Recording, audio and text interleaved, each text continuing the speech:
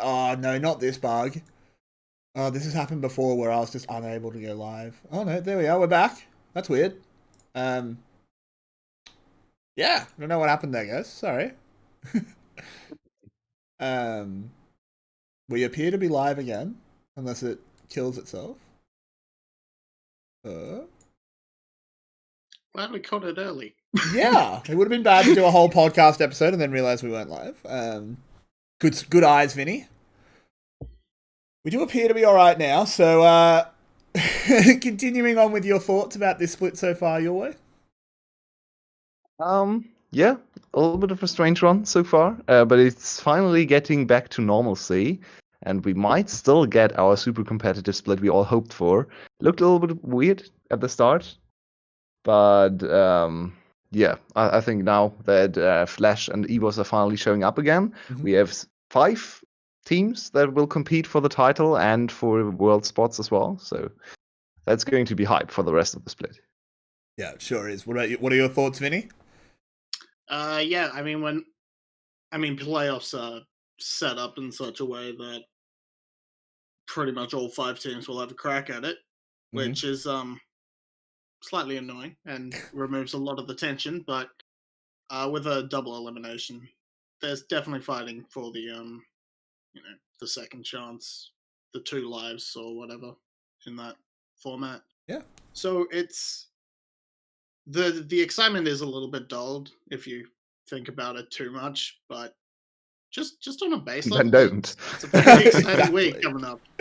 Well, yeah, you did touch on it there. We do have a very, very big week coming up. We have possibly the most stacked 2 days we've ever seen. This split so far, at least. It's pretty mental. All of our top teams play 2 games. The only one that has an easy game in those 2 games is 𝘀cie𝗰𝗶𝗹𝘀, because they play OPG on Sunday. Flash only plays 1, I think. Oh, does Flash only play 1? My mistake. Yeah, it wouldn't make sense if all of them played 2, but most of our teams play 2. Flash, I guess, is the exception. But they are all stacked. Yulwei, do you want to give us a breakdown on what's happening and why we're so excited?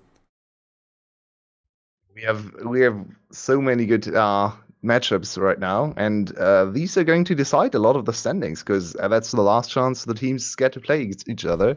Flash against 𝘀cie𝗰𝗶𝗹𝘀, they got stomped by 𝘀cie in the first round, so if they can get back and equal their score against 𝘀cie, that's going to bode well for their standings. But if they lose that one after a 6-series win streak, then Flash will have a very hard time overcoming 𝘀cie, because 0-2 in head-to-head was game score already, so that's going to be a very, very important matchup. And everything else, Team Secret needs to bounce back after 2 losses back-to-back. They need to get back on track. They have some hard matchups. I actually have to open up. Yeah, they play against 𝘀cie too, right? And EVOS. Yeah, 𝘀cie Secret's the one I'm interested in, because the first time we saw that happen, 𝘁𝗀 was in. Yeah. And yeah. That basically doesn't count, really. Yeah. So I'm interested to see how that goes with Coded in the top lane. But then again, and both teams are kind of slumping, so both teams really need that confidence boost.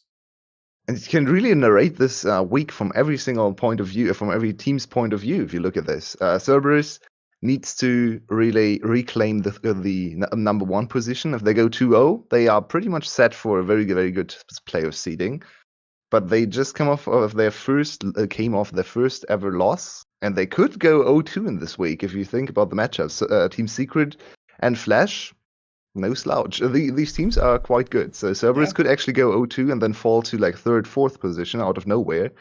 If you look at EVOS, finally getting back on track and now have to face 𝘀cie and Team Secret. So EVOS once again at a very, very important breaking point, where if they fall to 0-2, they are back to the 6th position, 5th, 6th position, instead of finally breaking into the top 4. So you can look at this from every single team's point of view and make a very, very cool story out of this week. That's why it's so exciting. Exactly. You can expect a lot of narratives on broadcast. We do try our best to be like the LEC after all, so if it wouldn't be our broadcast without some story time with Yulwei and Vinnie, don't worry. You'll tune in on Friday. We do have some very fun things planned. Vinny, what are you most hyped for? What are your big takeaways going into this weekend? The first 2 days are going to be jam-packed, and then it's kind of upsetting that we have to end on, well, I mean, it's a nice, lazy Sunday, Exactly. but We'll have fun. I think the ones I'm really looking forward to in terms of standings hype are the Cerberus games, but the one I'm really looking forward to is 𝘂cie_𝗰𝗶𝗹𝘀𝗀, because with 𝘂cie looking back in form for players, the top side is going to be so much fun to watch. Oh Hopefully. yeah. Knowing our luck, it's going to be Ornn versus VCS, and I'm going to sit in a corner and cry for the entire match, but in theory, we could get some good top lane fights going on. Absolutely. 𝘂cie_𝗰𝗀𝗀. Yeah, Storm I mean, versus 𝘂cie. 𝘂cie wants to Let it draw happen. some blood against his old team, right? Make it happen. Yeah. You know, they've... Think about the last time the two teams met. That was the very first series, I think, for 𝘂cie, Yep. or the second one. Yep. Not quite sure. Yeah, first And they played. First second. game, 𝘀𝗀𝗄 stomped 𝘂cie in like 28 minutes. Then second game, 𝘂cie stomped 𝘀𝗀𝗄 with a 10k gold lead at like 50 minutes. It was back-to-back stomps for the same side but different teams. So I think we're going to see the most explosive of early games between those two teams, and whoever gets more mechanical outplays will run supreme or reign supreme.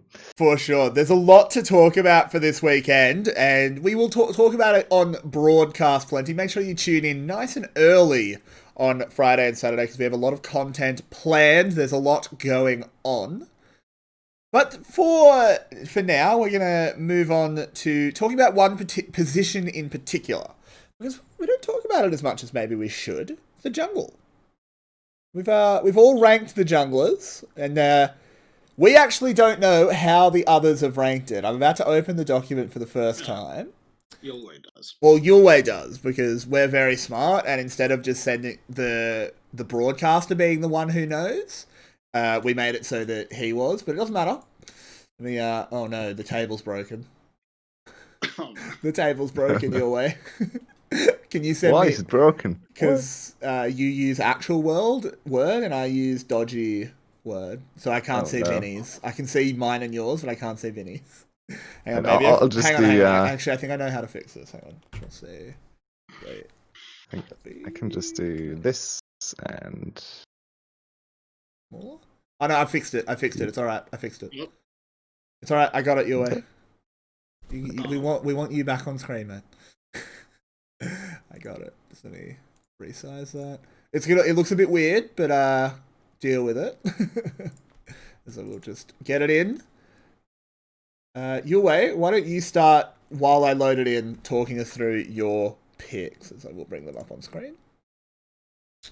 Oh, jungle was very, very hard to rank for me. I went with half stats, half my impressions, I guess, so far, and try to really consider all the performances, not just the hindsight or recency bias. I mean, So I feel like Sorn, for example, in the recent games was very good and one of the best junglers. He has brought out some very nice tank junglers, facilitating junglers. Then the start of the season was quite bad for him. So I ranked him quite highly compared to you two. I still feel like what he has shown in recent weeks is a lot and will actually make him one of the best junglers of the split. So he's fourth for me. Started with 𝘂𝑇e. Interestingly, no one of you two actually put 𝘂𝑇e first. No. I feel like 𝘂𝑇e definitely is, for me, 𝘂𝑇e is still the best jungler. He has the most impact when it comes to like just overall. He's strong in pathing. He has very good team fighting. Still, his Gragas is absolutely legendary. He brings a lot of carry performances too. So it was between 𝘂𝑇e and 𝘂𝗏 for the first place for me, but in the end, I decided to go with 𝘂𝑇e because 𝘂𝗏 has so many other carries in his team. Like every other position basically is a stronger contributor to the team's success. If I look at the Cerberus, maybe 𝘚 not quite, but all the other ones, bot lane and mid lane. So I feel like 𝘂𝗏 plays a very solid game, but he's not the main carry. So for me, he's number 2. So to justify my first place, because I'm noticing I'm the weird one here, I have ego first. And I've got no problem with that, because my reasoning behind that is that he is why Flash is back. My opinion, his leveling up as a player from the start of the split, where he could only really play the carry junglers, to being able to get on the tanks, play that set, which he went like 8-1 on, play the Trundle, which he was constantly making plays on. I think that is a huge reason of why Flash is back. He makes it so easy for them. That's why I have him first, because I think he's having the biggest impact on his team. I ranked the junglers, not necessarily in individual skill, but the positive impact on their team. And I think Ego has by far the biggest impact on his team. I mean, I would have very similar reasonings to what Yulwei did with Levi and 𝘂𝗏. In the end, I basically just went with 𝘂𝗏 because I feel like he individually hasn't really had a bad game. It's very consistent. Yeah. Whereas Levi's had a couple of dodgy ones. So it's just a case of, sure, 𝘂𝗏 isn't like the superstar, but he's always doing good, even when they decide to put in 2 sacks of shit in the bot lane and pretend they're as players down there. Yeah, I also think at the moment, for a league like the VCS, where your solo lanes are often mechanical gods, it's actually better to be able to play enabling junglers, and Levi can't play them. We saw him try and play Trundle. He can't play Trundle. But might not be on him, honestly. Isn't his Jarvan really good? It hasn't been this split. I'm only ranking him on Yeah. I'm only We ranking haven't him on seen this his split. splits. I know, I'm only ranking him on this split. That's the thing. Yeah, same here. But I feel like you kind of, with gun players, it's always so hard to judge if it's actually their fault or if it's just the team playing the very distinct style that works most of the time. Because Levi should be able to play those champs as well. course. I mean, his one Trundle game was weird, but it's only one game. So I think one game is a little bit too little evidence to really judge him on that one. So I feel like if Gamma's team just decides to always play AP junglers, you can't really fault Levi for never playing facilitating junglers. And Sure, but you can still judge him for not having played them despite them being dominant in the meta. Yes, it might be a team issue, but that's limiting his role as the jungler, which means he's not having as big an impact. Like, it's not entirely the jungler's fault. Part of the reason 𝘂𝗏 is so good is because he has such rock solid solo lanes. Absolutely, yeah. Like, teams affect each other. We're not just shitting on players. Like, it's their role within a team. But go ahead, Vinny.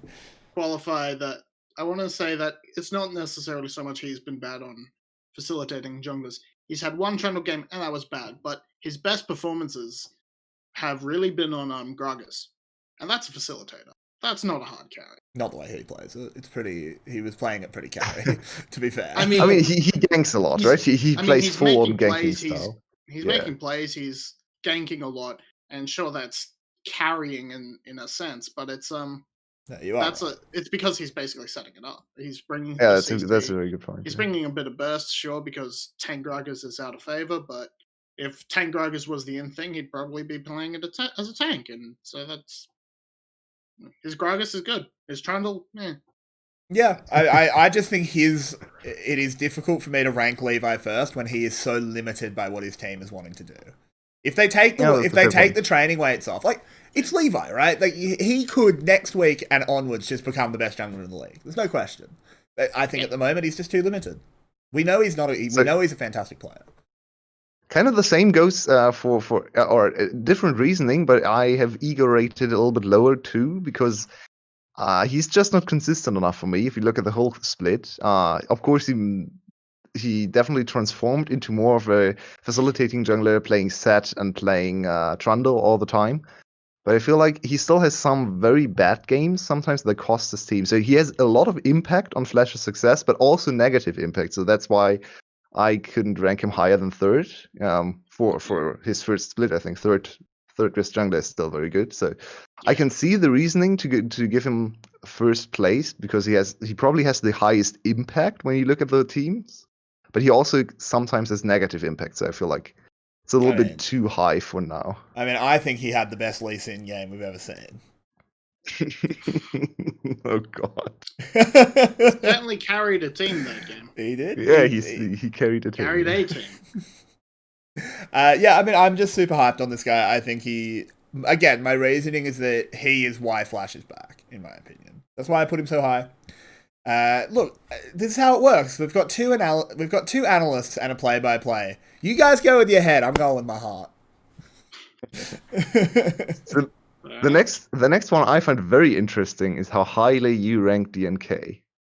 Yeah, Yeah, wow, third. He's put out some pretty impressive. Okay, so if we count Flash, if we remove the game 3s that Flash have played, 𝘀cie has looked really solid, and the game 3s are very much a entire team issue. Well, let's ignore the echo specifically as well.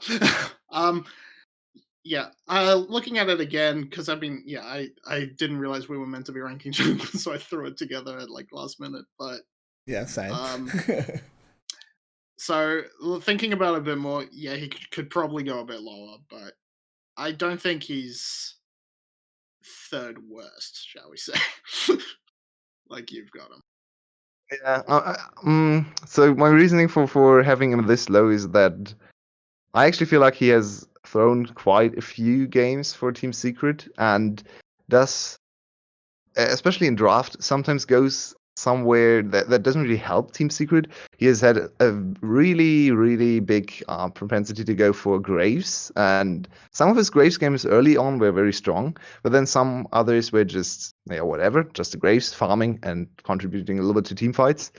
And especially if you look at Team Secret's lanes with the coated focus playstyle, I would like to see him on a few more ganking junglers, just setting up his lanes. They have a super strong bot lane right now as well, with Celebrity performing very well. So I'm just not the biggest fan of 𝘀cie in this split so far. Just overall he has too many off games for me. The Echo game, of course, jumps to mind immediately, but some other games as well. The third game, the whole series against Flash, he was out-jungled by Ego every single game, if I remember correctly. So, yeah, for me, he has really dropped after his first few weeks. I feel like the last 2-3 weeks have been very off from 𝘀cie, so I had to drop him.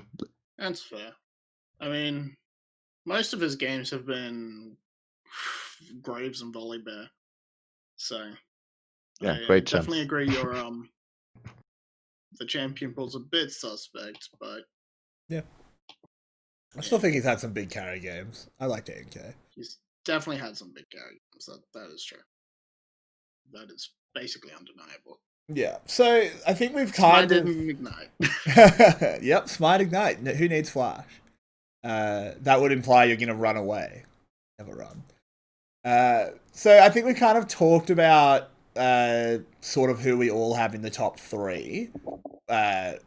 Vinny's top 4. You have Ego 4th. 𝘀 fourth, Yulwei. Can you try and justify that? He had a shocking start to the split. He did. And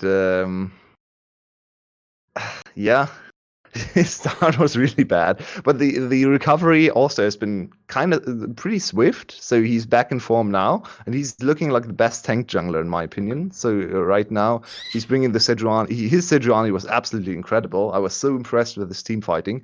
His Trundle doesn't die. It controls the jungle all the time and brings so much to the team fight. So I really like his tank junglers right now. I think 𝘀cie has mastered that kind of playstyle, and that sets up his super strong laners, right? He has Zeros is finally back in form in top lane. He can gank for him, he can cover for him.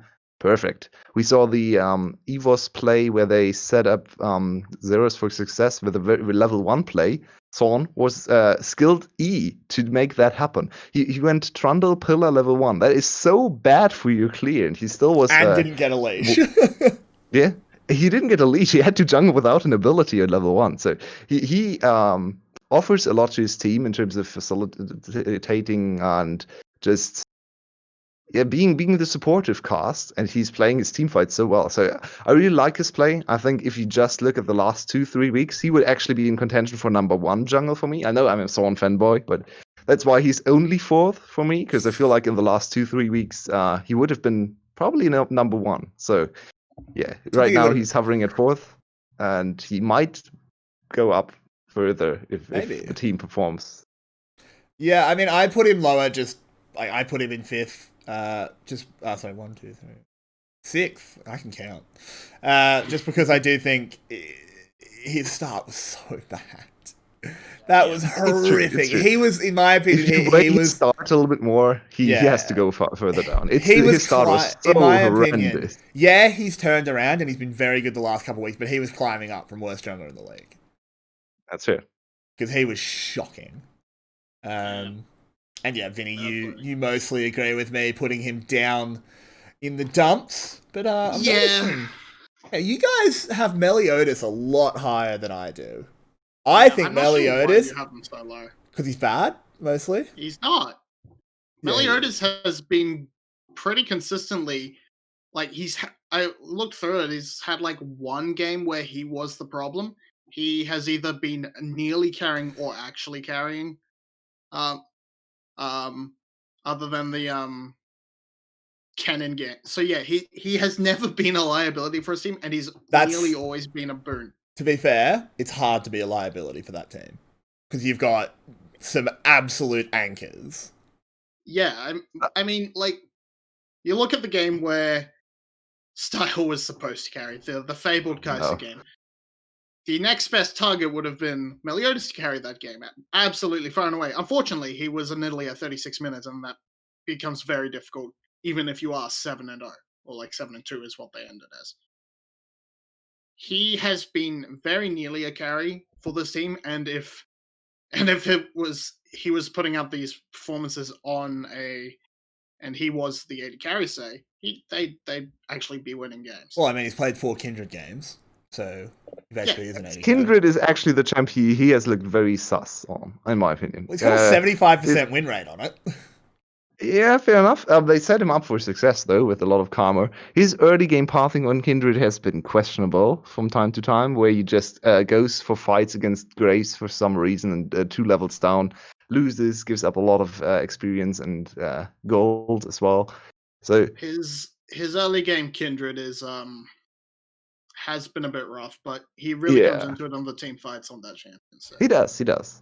I'll be honest, I have Meliodas that low, mostly because I'm more up on 𝘀cie𝗰𝗶𝗀𝘀. On the others? Yeah. Mm-hmm. It's not so much that I think Meliodas is bad, it's that I had to fill the 7th spot. Yeah, it's kind of hard. It looks rough because it's ranking, right? It's not tier lists, but I actually think if we were talking about tiers, no one would really be in like D tier or something. All the junglers, even the lower tier junglers, are solid. Like you can definitely jungle with 𝘀cie in your team, or make a team with 𝘀cie or Eagle in your team. They are solid. They're just not better than the others, right? In my opinion, at least. So Meliodas has had an up and down, a little bit too inconsistent for me to put him higher. I think 5th is a little bit high in my opinion, but I mean, I only have him 1 rank lower. Well, so, I think it's interesting that you have DK above him. You talk us through that one, because OPG has been pretty shit. Yeah, indeed. So, in my opinion, DK is the shining star on OPG, the only one who's really performing up to par, with PhD sometimes following behind. But DK on his Nidalee has actually dominated most of the jungle matchups, and I feel like especially in the last week, he was the better jungler in almost every single game he played. He dominated Eagle, he dominated 𝘀cie, he got ahead of Meliodas too. So, I mean, you can argue his champion pool is a little bit weird and a little bit too small maybe as well, with Nidalee being by far his best champ. Yeah, I was going to say his Nidalee's been dominant, but what about every other pick? Yeah. He's been kind of... Yeah, he has 9 games on Nidalee. Like, that's a lot of games. I mean, he had one really good Lee Sin game at the start of the split, but other than that, it's mostly been Nidalee or bust. But I mean, if you get Nidalee all the time because teams aren't respecting you, then can you really fault him? That's the same principle that applies to Levi for me. Like, if he gets his champion and the enemy team doesn't want to do anything against that, then good on him. Like, you can't really. One gets to true. Indeed, right. Yeah, DL1 is the best mid laner in the league because he's 𝘀𝗶𝗃. Every single game. He's the best mid laner in the league, provided all mid laners are playing 𝘀𝗶𝗃. Yeah, I think my bottom 5 is very close. Okay. So it's not like DK is far better in my list than in yours, apart from standing. I feel like all 5 are actually very close in skill. So it's just, I had to decide on a ranking. I feel like DK, even though his team is very bad, he has been quite solid individually. So I wanted to give him a little bit more credit. Yeah, my bottom 4 was very hard. Like, it was really hard deciding who goes where in the bottom 4, in my opinion. Yeah, the bottom 3 are basically interchangeable. You guys are very low on 𝘀cie𝗰𝗶𝗀𝘀. I think he's been better than 𝘁𝗀. No. I think he has. I think he's been way better than 𝘁𝗀. Interesting. Okay. I think maybe on a purely mechanical level, sure, but I think as a whole, like, pathing and what he brings to the team, it's not as much. For me, 𝘀cie𝗰𝗶𝗀𝗀 against 𝘁𝗀 is like 𝘁𝗀 from the start of the split against 𝘁𝗀 now. Like, 𝘀cie𝗰𝗶𝗀𝗀 only plays the solo queue-esque champions, and 𝘁𝗀 plays the tank junglers, the low econ junglers, and 𝘀cie𝗰𝗶𝗀𝗀 looks better on mechanically, just because, I mean, maybe he is better mechanically, but also because he has the carry champions. And 𝘁𝗀, I think 𝘁𝗀's pathing has been quite decent. He has covered for his lanes, he needed to cover. His team fighting is solid on Trundle and stuff, so I'd say 𝘁𝗀 is better for his team mostly, and that thus also better as a jungler, because they play in the same team, right? So yeah, fair. Well, I mean, yeah, I think if 𝘀cie𝗰𝗶𝗀𝗀 is in, it basically means Glory has to be on Karma, and you're looking for that growth pick. That's true. Exactly. That's fair. I hadn't considered that as much, but whatever. I'll give my boy a shout out. I think he's been better than I expected. But regardless, with that, unless we want to argue anymore, we can wrap up our jungler discussion and move on. Got a lot to talk about, of course. So, you guys want to have any last arguments, or are we all sated? Yeah. I think the jungle was very hard to rank. A lot of junglers very close together, so maybe future tier lists or rankings are going to be a little bit easier. We need to do tier lists instead of rankings. Tier lists are boring, though. Tier lists are for cowards. You rank them. Maybe we do it alongside. I don't know. No, we'll get like multiple fish and put them in a tank and label them each after a jungler. Whichever one starts swimming closest to the top is the best jungler. Doesn't that usually? I think it's super cool that we have 3 different junglers as the number 1. It's true. I think it's a very good role in the VCS. Yeah, that would have been different last split, right? We basically only had 2 contenders for the number 1 spot. So it's super cool to see that some more people stepped up and actually. Early on last split, you might have had 3. Early on, yeah, because of Sorn's start, but yeah, that didn't last. But anyway, let's move on from the jungle. Some things to talk about, of course, as we are going to do a little bit of the mid-split awards. Looking back on our first round robin, we have some golden statues to hand out. It's a very original idea. It's a golden statue. We call it a Yulwei. So every team will be competing for those. We have multiple categories. Where do we want to start? Do we want to just go down the list? Have we actually decided most of them? I don't think we have. We might have to argue about them as we go. I thought the idea was to discuss it a little bit, but okay, fair enough. But that's fine. It's a podcast, right? Otherwise, it's kind of the point. Next door. True, it's kind of the point. But we will start out at the top of the list with the best bot lane duo. Who are you going to put your votes towards, Vinnie? Yeah. Yes, Rakan. It's got to be 𝘀𝗀𝗃𝗃. Definitely them. I mean, they got one team over the line with unrivaled efficiency. 0-9-0, an exquisite scoreline.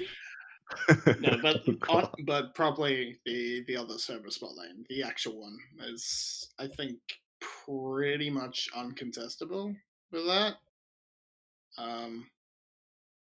Yeah, I think we have. I don't think you can give it to anyone else. Yeah, I would say there are 3 candidates, but because it's mid-split, it's probably going to be Cerberus because they are 6-1. I think 𝘀'S's spot lane comes to mind, especially in recent performances. Especially when it comes to late game, I think their laning phase is still whatever. So if The we talk start about was way too bad for them to yeah, be in I agree. And consideration. then So, another bot lane I would actually put up there is EVOS. EVOS's bot lane. And Yeah. especially for laning, because their laning is incredible. I still feel like 𝘀cie𝗰𝗶𝗹𝘀 and B are the best laning bot lane. Yeah, probably. So it probably has to be Cerberus, because Artemis and 𝘀cie𝗰𝗶 individually have just been probably the two best in their roles. But Yeah. if we But- strictly talk about laning, I would probably give it to EVO. Yeah, I mean, because if you go to the start of the split, 𝘀cie𝗰𝗶 wasn't. I mean, he was still popping off, but he wasn't popping off as much. But Artemis was carrying, and now Artemis has sort of slipped a bit, but 𝘀cie𝗶 is carrying. So it's like, okay, they're covering each other when they need to, and that's a really good sign. Yeah, I definitely vote for Cerberus. I think they're a super good bot lane, fitting into a super good team. So yeah, I think they have to win it. But EVOS, hey, end of the split, we'll be doing some more awards. So, you know, EVOS's bot lane definitely could be contenders then. We'll move on to my favourite award, the best team fighting team. Which team are you most happy to yell about every day? I mean, in terms of just pure yelling, it's 𝘀cie, because it's nonsense. I have to challenge myself to even figure out what the fuck is going on at any given point. There's no other way to put it. But I mean, I think in terms of actual teamfight coordination, 𝘂secret's a contender, Cerberus is a contender, 𝘀% is a contender. I think it's 𝘀%, personally. They're definitely up there. Their teamfights are really good. Mm. What are you thinking, Yulwei? Well, yeah, overall team fighting, I would probably say 𝘀% too, because especially in the series against Cerberus, they looked like the better team fighting team, even from very, very big deficits. So Cerberus is super good at team fighting, but they play a very distinct team fighting style where they always kind of go for the same comps with very mid game focused, very heavy mobility composition. So I feel like we haven't seen that much variation. And then 𝘀 would be another contender for me right now. They are by far the best front to back team fighters, but they can't really team fight in any other style. So it's like 𝘀% can do either and can do both, can play from behind and from ahead. So I feel like it has to go 𝘀%. And I mean, 𝘀% very often has to look for the cheeky sort of Yeah, oddball team fights, because their early game and their drafting is just so bad that. Oh, God. And then, yeah, they're able to team fight their way back into it and to get a decent amount of victories. Which is like, oh, okay, guess clearly they must be really good at it. Yeah. So, yeah, that's it. So we settle on 𝘀%. That's actually very cool to give an award for best team fighting to a 6th place team. But they have been so impressive to that in that aspect. Yeah, but it's like that's the only thing they've got going. So that's why. Yeah, exactly. That's why they're not 8th. Well, they're not 8th because OPG exists. We move on to a pair of awards: the best early game team, and of course the Invex, the best late game team. Let's start with the early game, though. Of course, who are your candidates, and who are we thinking? I think early has to go to 𝘀cie, right? Let's actually look at stats, because it feels like 𝘀cie is dominating all the early games, right? But well, they lose a lot of the games, though. That's the thing. Yeah, but when they win the early game, they fucking win the early game. Yeah, exactly. When they win the early game, they win the early game. Yeah, so a week ago or something, the early game rating, the highest team with the early game rating was Cerberus. But that is also, I mean, yeah, I feel like it's 𝘀cie, or even if we look at the recent games, once again, EVOS comes to mind, because early game is actually something they can do very well too. Well, just setting up zeros, snowballing into big leads, and then they kind of throw here and there. So I think back to the Cerberus game. So I feel like those two are probably the biggest contenders in that statistic. Yeah, As far as I'm aware, I'm pretty sure 𝘀𝗀 has the highest average goal difference at 15. Yeah, they do. They do? Okay, yeah. By like 400 gold away from the next one. Who is Cerberus? Yeah. I mean, are we gonna say 𝘀𝗀 though? I think it's probably 𝘀𝗀 for the whole split. It probably has to be 𝘀𝗀, yeah. Yeah. I feel like this is another contentious award at the end of the split, especially if EVOS continues to rise, because they are only sitting in 5th place right now, and in terms of early game, they're actually 3rd or 2nd, so they can... They're behind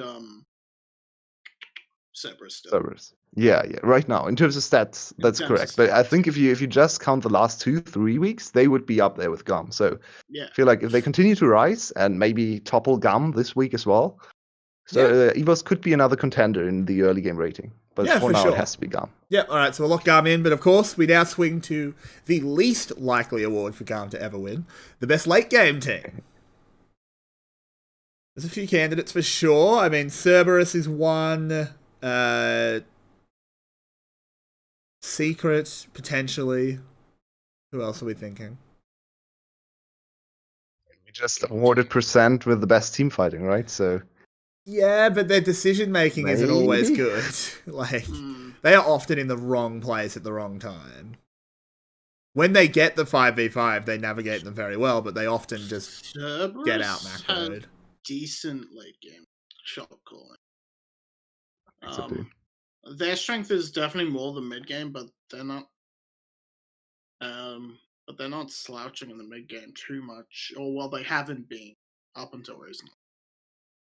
Yeah, and I don't think they've ever thrown a game, right? Have they? When they get elite, they just finish it. They clean it. They clean it out. They have a pretty solid late game. They don't really play super assertively. Like they if they get Baron, have the 10k gold lead, they get thrown leads, but they have which have then lost the game. But it hasn't been like 30 minutes up 10k, lose the fight. No, they are very consistent. Yeah. They play very textbook cookie cutter style in the late game. Just get one inhibitor, then push on the next wave with the dragon to get the next inhibitor, and then they wait for the next Baron to get the 3rd inhibitor, and then force the last fight. It's a little bit slow compared to other teams. I think they're definitely more decisive late game teams, but I feel like Cerberus is just the highest percentage play all the time in the late game. So we gonna go with Cerberus then, boys? Yeah. All right. So. Fair enough. Then we have most improved player. I think this is super obvious in my opinion. 𝘁𝗏. Yeah. I think pretty much. He wasn't bad last split, but he was considered the worst option to 𝗀𝗀. And now he's competing for best in the league, right?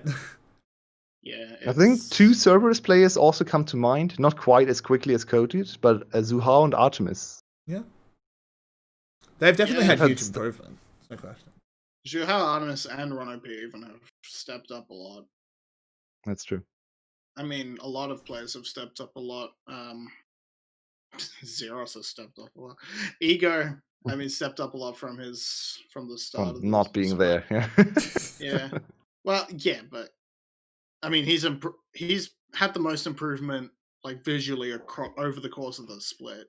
That's a very good point, actually. Because I mean, 𝘁𝗏 just sort of came in one because we didn't really see the development of 𝘁𝗏. He just wasn't there, and then he came in and he was really good. So, shout out to Ego because we actually got to see his improvement.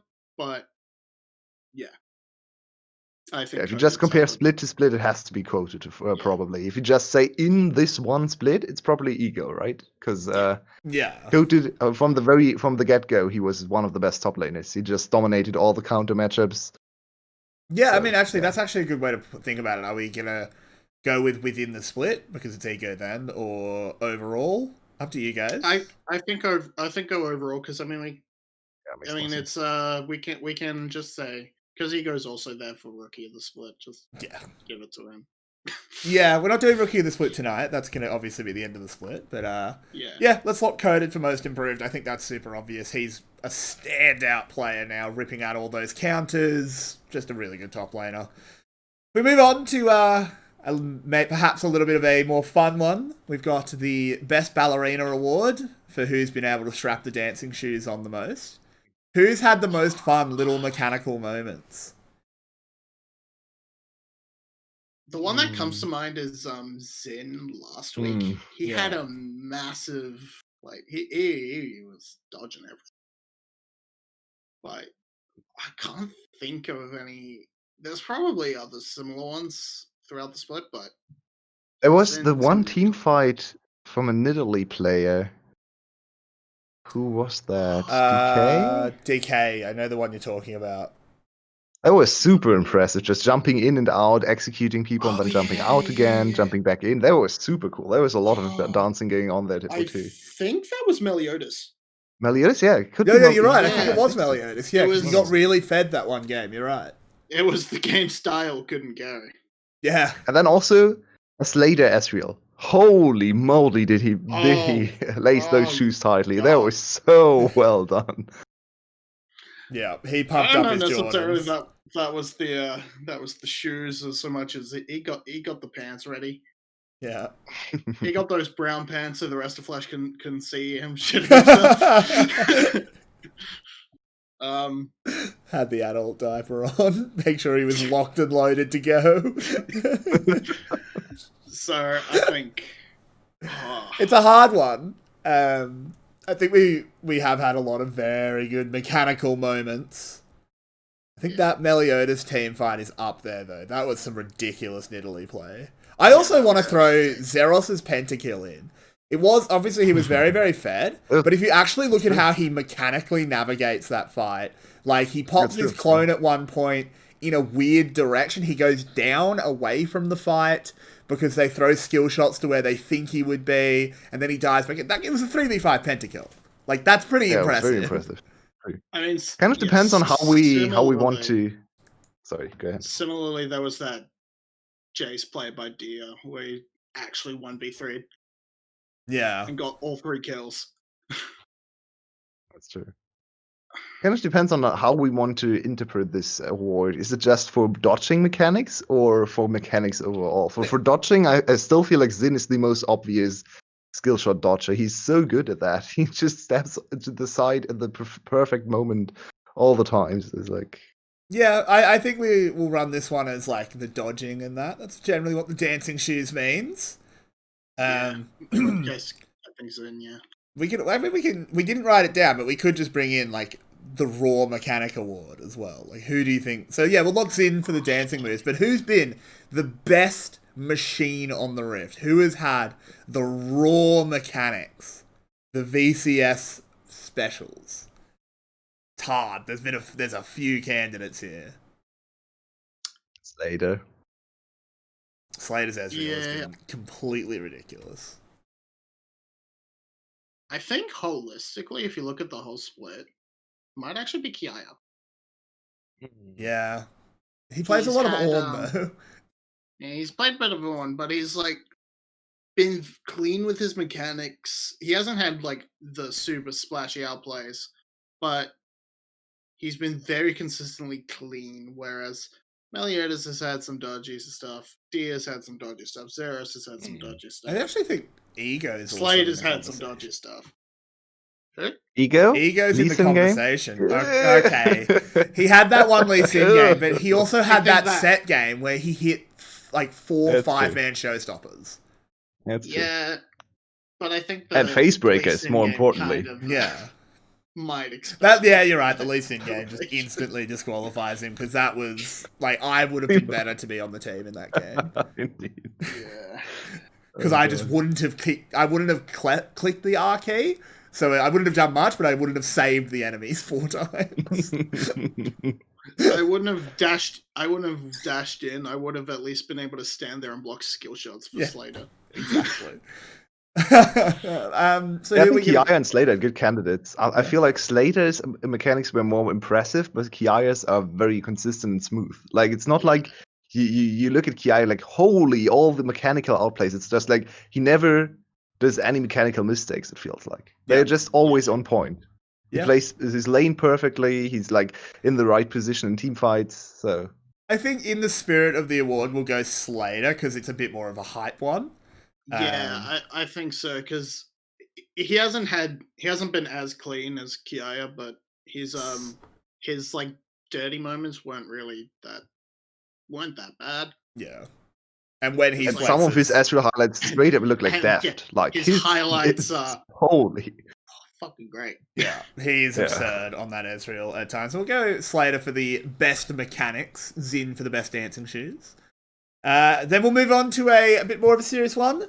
The drafting award. Who has been doing their homework and working out what champions to play? Who's had the best drafts? Percent, obviously. No. I mean, I don't know what to tell you. Whenever like you look at percent drafts and you're like, this is whack, this is oddball, and then they perform, and then when they have the stock standard drafts, they don't perform. So clearly they're drafting masterminds, and I fucking hate percent. Oh no! But in all seriousness, I think Team Secret's in the conversation. So Flash once again, is in the conversation because they pick one. They pick one comp, and it works. No. All right. So not Flash. So whole split, I think Flash has to be disqualified because their drafts in the start were very bad. That's true. But I feel like in the last few weeks they've really figured out a way to draft for themselves that works because they know they are the best front to back team fighting team. So just pick front to back concave team fighting all the time, and then you win. So I actually feel like Flash's drafts are nothing special, but very good for the team. If you talk about just draft, how much of an advantage the team got to through draft, I think it has to be Secret with all the top lane counter picks, with the AP Kog'Maw into Ezreal Tahm Kench. That basically won the game. They played worse than Flash from start to finish in this game.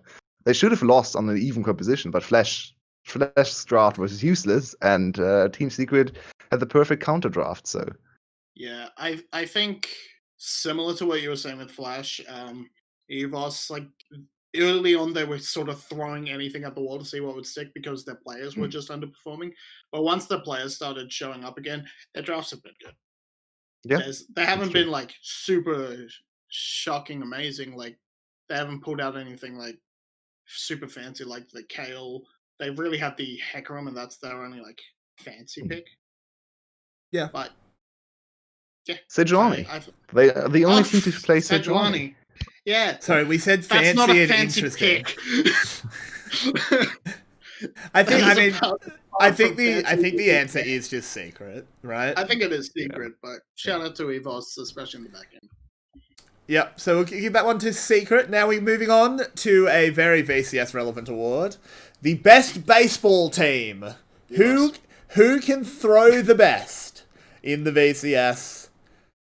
I mean, I'm looking at EVOS for that one game. Alright. I think we need to talk about... we need to qualify. So in terms of pure pitching accuracy, I think we might have to go for the for someone maybe like OPG. They nail those throws quite often. But if we want a pure fastball, if we want to be... We're not talking about fucking Shane Warne. We're talking about, what's his name? Fucking Mitchell Stark? I don't know. Yeah. I don't know about cricket. I don't know about cricket. Pure fastball.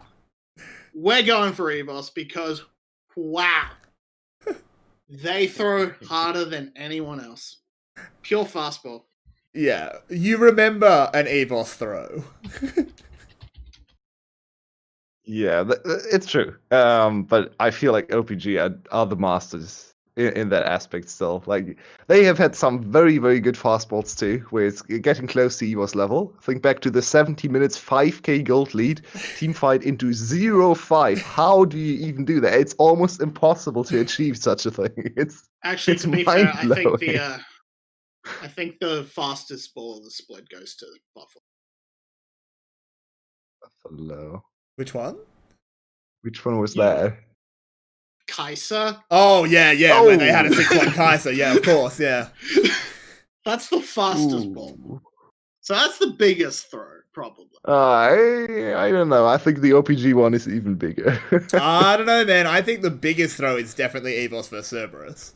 Yeah, that was 10k big gold too. up, and then you We've had lose the some. We have smite. had some. You lose the Actually- smite at Baron to a jungler 2 levels down when you have a Kindred. Like, that's a throw and a half. Yeah, okay. That's probably the biggest, because I mean you sort of saw the slow bleed out with Buffalo, whereas that was just oh, we've lost. Yeah, How the that fuck did game, happen? like that game, literally was the Baron still happened. Cerberus reset, waited for 𝘂ci to respawn, and then walked down mid and won the game from 10,000 gold. Yeah, I feel like the resistance also was a little bit better in the ESGB game, where EVOS actually played nice from behind. Were able to teamfight well with 𝘁𝗀 and 𝗏, while the Cerberus EVOS game was basically just Sorn messing up his smite, and then Cerberus just won from that. So yeah. Yeah, but let's be honest, you can't ignore the consistency. The clean sheets of OPG, they frustrate batsmen everywhere as they pitch straight past them. Their throws are unmatched. OPG are the team with the best throws so far in the VCS.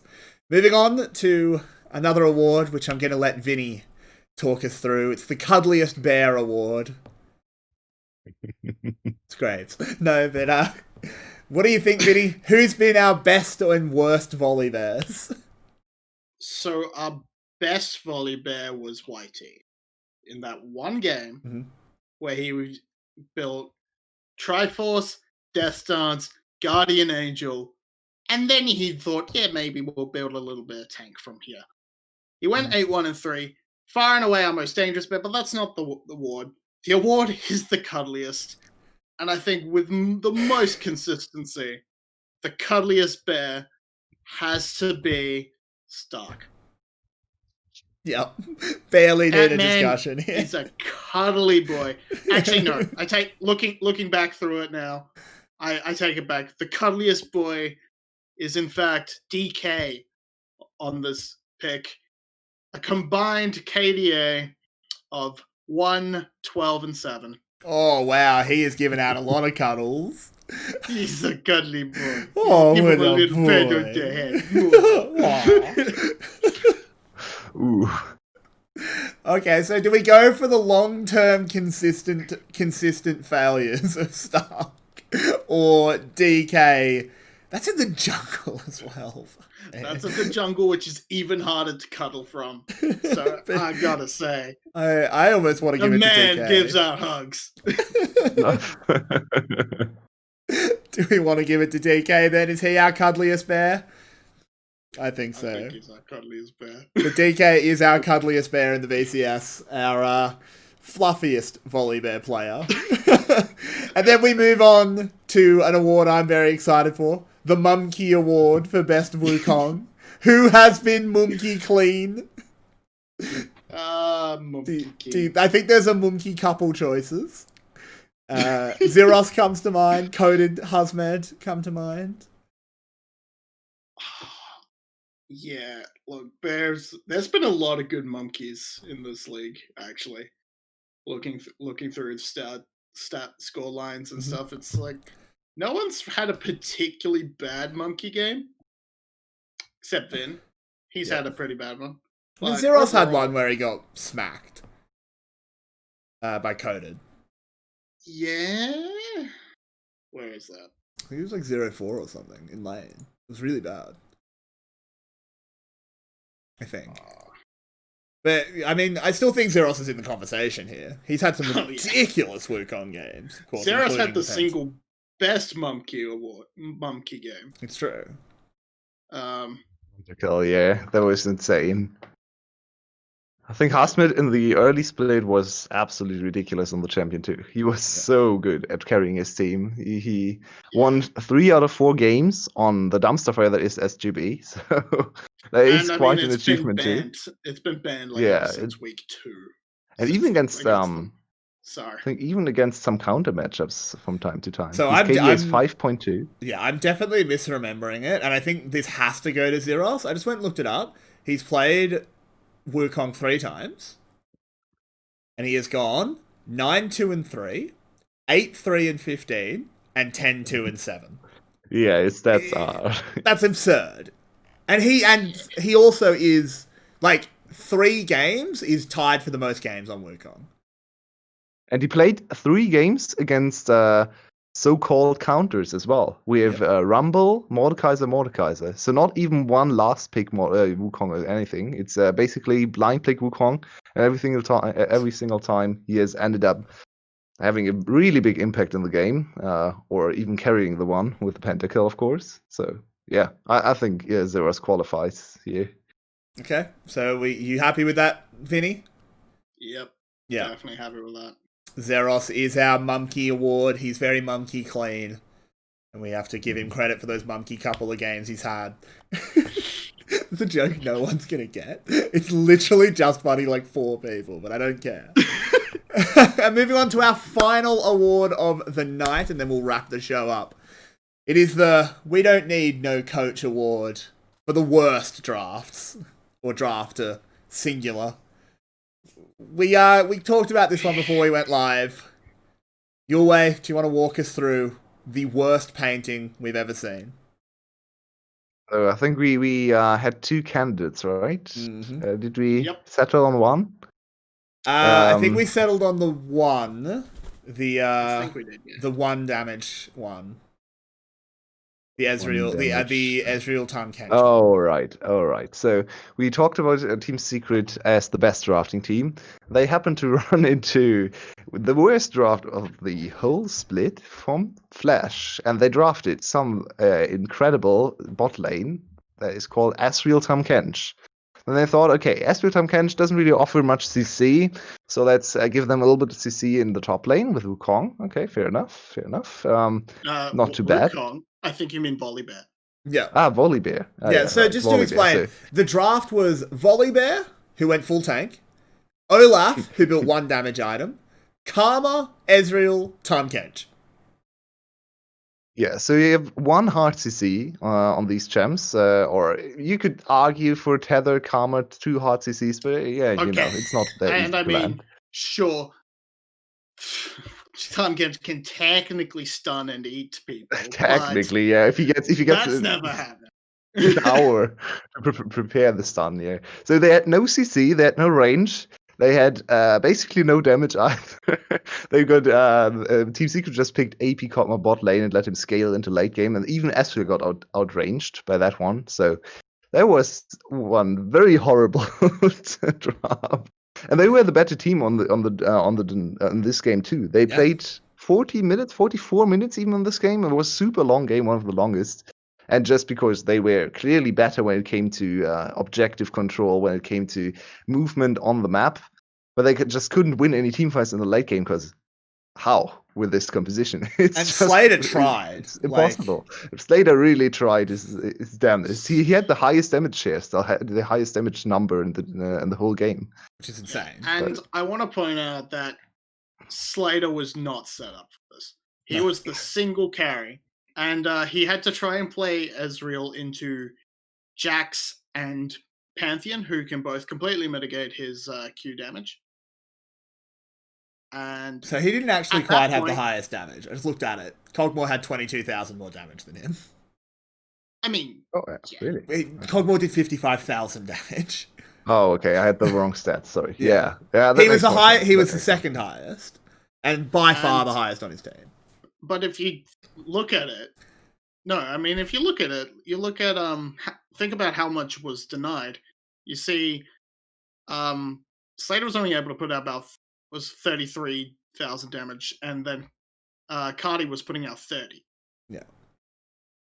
So, because of how much Slater was being denied, it ended up being on par with the Karma. Yeah. Yeah, and it's just one of the worst. Feels really bad. Like, let's be real, this is just a shocking draft. It's so bad. It's horrific. There's no other way to put it. Congratulations, Team Flash. You will be getting the R5 Renekton Award R5 Ornn Award of worst draft I've ever seen. Because, oh boy, that is not good. We get some big stinkers from Percent too. Just shout out to Percent, who actually don't have a coach as much as far as I know. Yeah. So they definitely deserve this award too. They have so many drafts where It's just Yeah. no damage, no engage, no nothing, and they just lose the If it game was for a no reason. If it was the consistently worst drafts, It'd be percent. it'd go to percent, but Yeah. for Percent, single for sure. worst draft, Flash gets that. Gets Yeah. Yep, that. you're lucky, percent. We're not doing the consistent worst draft. But with that, we do sort of head to the end of our show. We've been going for an hour. We've got a big weekend ahead of us this weekend, boys. I hope we're all doing our prep. Hope we're all warming up our vocal cords. Getting very, very well for the race to the top. And again, if you are watching, there's a lot of special things coming. Don't you worry. Make sure you rock up as early as you can for Friday and Saturday. Do you guys have any final closing words before we putter off to go our separate ways? Nope, not quite. Okay. It's all right. But sorry, go ahead. Not really. Yeah. All right. Just wanted to give Vinnie the first one. Oh, Just, okay. I was just thinking, is there anything I want to say? Fair enough. Sorry.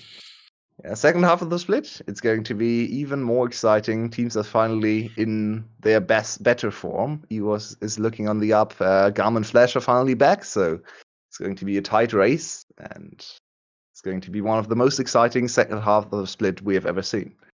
Yep. Oh, yeah. Exactly. The race is certainly on. So make sure you join us over at www.twitch.tv/VCS English to see how the runners shape up and who will be breaking the ribbon. It's the only place to find it in pure English language. So we'll see you there, guys. And we'll see you here once again next week for another episode of the EveryWei podcast. Thank you for joining us. And thank you for joining me, Vinnie, and Yulwei. But that will be it from us. Good night.